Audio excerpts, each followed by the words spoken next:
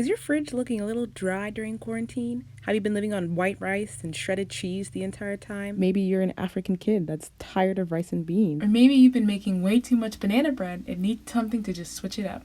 Well, today we're making some homemade Kenyan chapatis. Now this is something.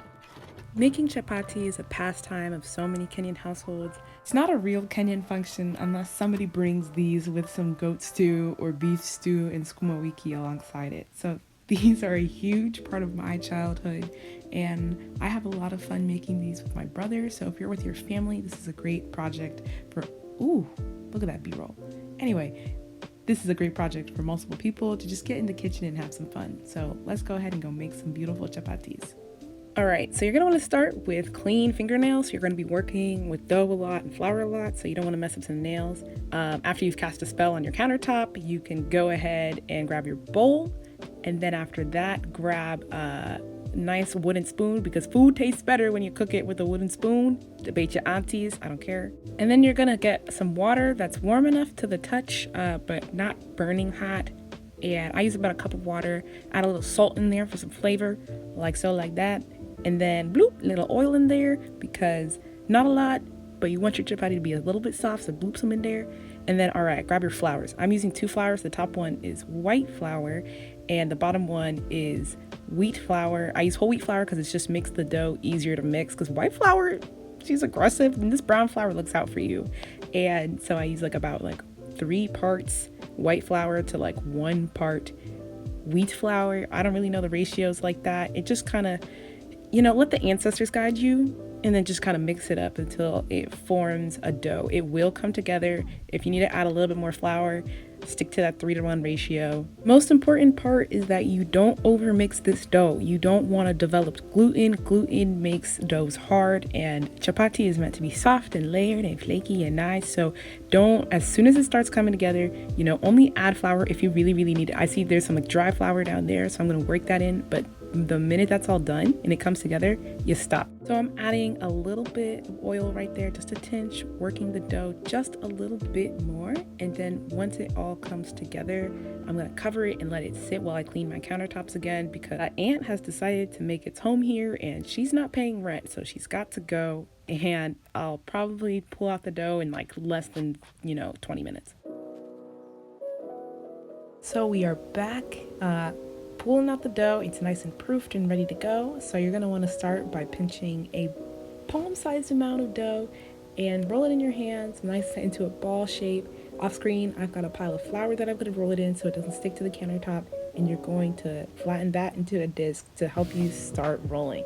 Now, you're also going to want to flour your surface a little bit and your rolling pin before you start. And you're just gonna start rolling and looking for a certain type of thickness. You're not really looking for a shape because this is your first roll. It can be ugly, it doesn't really matter. And you're just gonna roll until you get kind of about a ½ centimeter worth of thickness. If you roll too thin, it'll kind of turn into cracker-like layers. And if you roll the layers too thick, it won't be fluffy and light. And now you're gonna pull out your oil, and I use a spoon, you can use a brush, but you're just gonna use whatever's on the back of that spoon. You're not gonna put too much here. As an example, I'm putting too much, and the ancestors won't like you for that. The ancestors control. So if you're putting too much, you can always just use the palm of your hand to pick everything back up. And I just kind of put the oil back into my hands. Moisturizer, oop.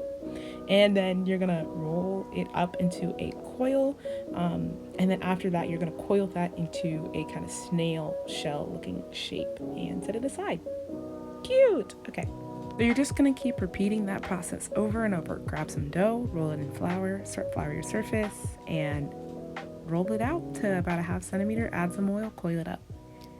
You see here I keep flipping the dough, and that's because I don't want it to stick too much. If you keep trying to fight with your dough will always win. Don't fight chapati dough. Like I said, you cannot fight the ancestors, you cannot fight the dough. So just work with it, allow it to move itself. Don't try and force it to do anything it doesn't want to do, and your chapati will come out way softer. And here I am about to use an ancestor approved amount of oil to grease my chapati using the back of the spoon. And the reason why I like to limit how much oil I use here is because you're going to also add oil later when you fry them. So you don't want to add a crazy amount. And so I'm coiling it up into a coil and then coiling that coil into a kind of like snail shape. I'm doing it a little slower. Yeah, so just kind of around itself and tuck it in, and there you go. Add a little flour so it doesn't stick, and then set it off to the side. And then you're gonna grab a snack because you're hungry and nobody's gonna tell you that you can't. Second rolling is hard because you want to get a circular, even layer. So channel your inner business major, pull out that powder, get it a little nice and dusty. Flatten your dough coils to make them easier to start rolling out. Make sure your rolling pin is nice and floured too. And you're just gonna roll up and down.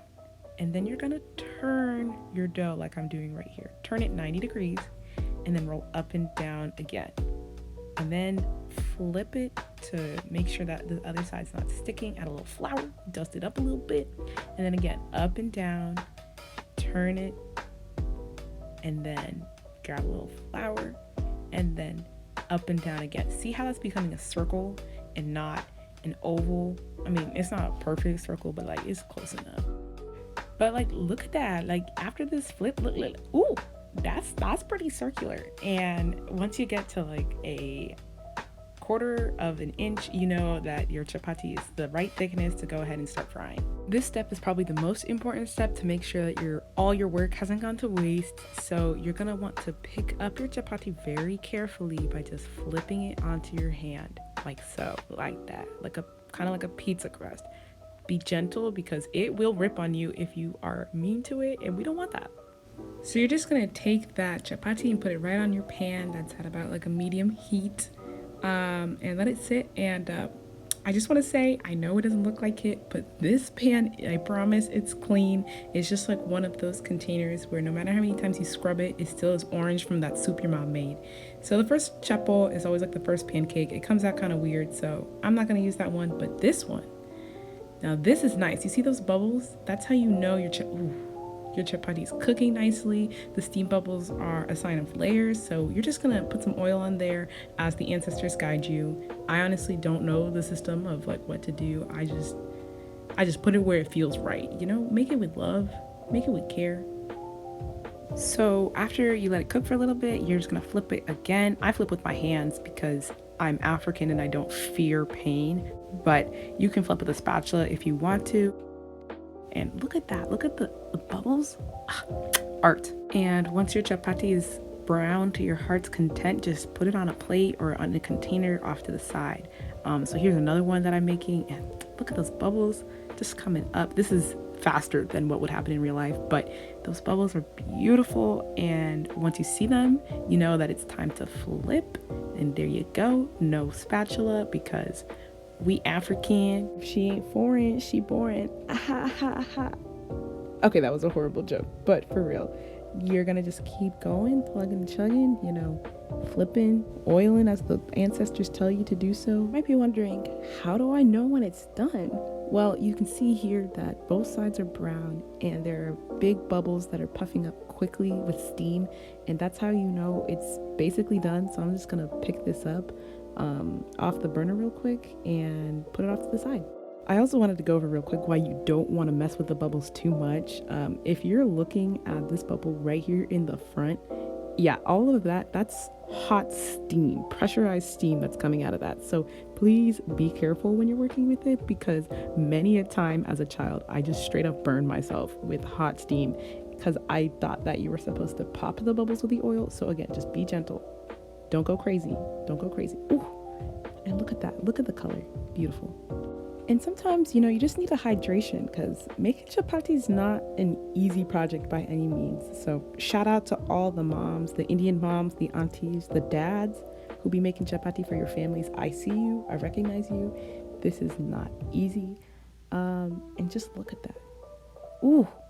Don't you just want some beef stew? Yes. And when food looks that good and you made it, you just gotta try some. Even if it's conveniently out of the frame that you were trying to get, you just gotta try it. And once you're done, you'll be left with these beautiful flatbread chapatis, which go great with beans, go great with stew. Yeah, that is how you make some good old nice Kenyan layered chapati. And if you're curious about to make more foods, let me know, and I'll see you in the next video.